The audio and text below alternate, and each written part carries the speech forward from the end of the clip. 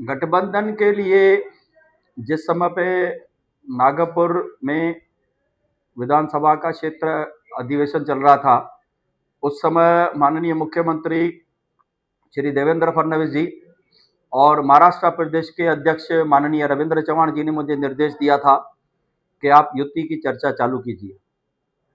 उसके बाद जैसे ही मैं नागपुर से वापस आया तो मैंने खासदार डॉक्टर श्रीकांत शिंदे जी को फ़ोन किया और उनसे मिलने का समय मांगा। उन्होंने कहा कि मैं रविवार को, मतलब जो पिछला रविवार हो गया उसको, मैं उल्लासनगर में आऊँगा और आपसे मैं मुलाकात करूँगा।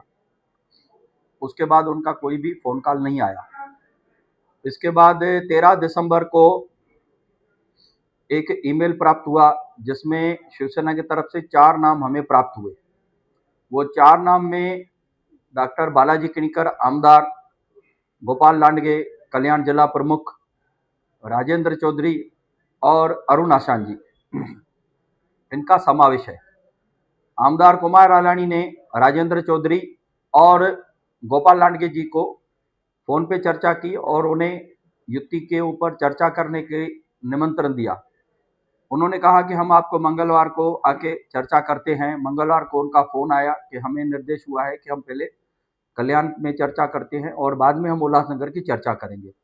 आज तक अभी तक वो आए नहीं है हमारे से चर्चा करने को, ना ही उन्होंने हमें बुलाया है।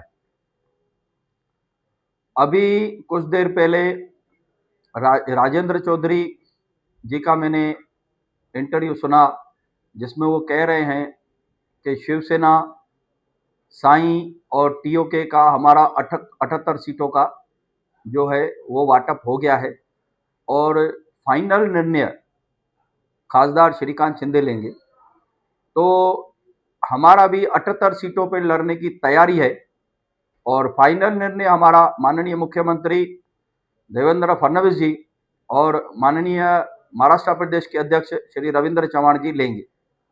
आपने समन्वय को लेकर एक लिस्ट नाम बताए, वो समन्वय की जो सूची जाहिर हुई वो केवल बीजेपी की तरफ से हुई, लेकिन ऐसी कोई भी समन्वय सूची शिवसेना की तरफ से जारी नहीं हुई है। तो कहीं ना कहीं ऐसा नहीं लग रहा है कि केवल महायुति में गठबंधन को लेकर सिर्फ बीजेपी कोशिश कर रही है लेकिन सेना नहीं कर रही है? देखिए, जो महाराष्ट्र प्रदेश की तरफ से सूची जाहिर की है तो ये पक्का समझिए कि शिवसेना ने ये 4 नाम भेजे होंगे और वो नाम जो है हमारे जो 5 लोगों की कमेटी बनी है उनके साथ मिले हैं। इससे पहले 13 दिसंबर को भी मुझे ईमेल आया है। इसके लिए हमने उनसे चर्चा चालू की है। अगर उनका इंटरेस्ट नहीं है तो कोई बात नहीं, हमने अपना युक्ति धर्म निभाया है। युक्ति धर्म निभाते हुए हमने उनको आमंत्रित किया है। वो चर्चा नहीं करना चाहते हैं तो कोई बात नहीं, हम 78 सीटों पर लड़ने को तैयार हैं।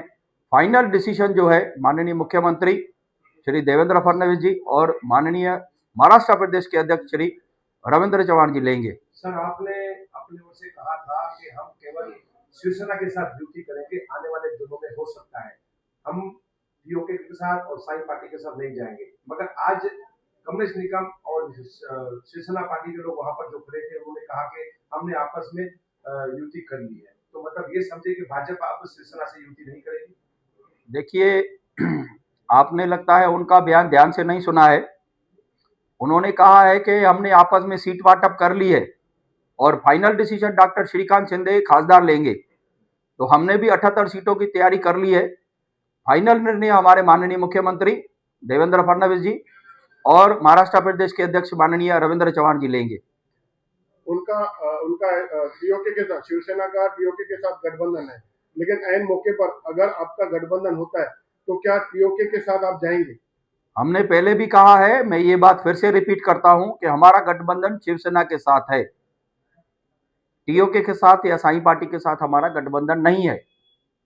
तो आखिर 3 दिन शेष बचे हैं नामांकन अर्जी दाखिल करने के, तो आखिर उम्मीदवारों की सूची आपकी तरफ से कब जाहिर होगी?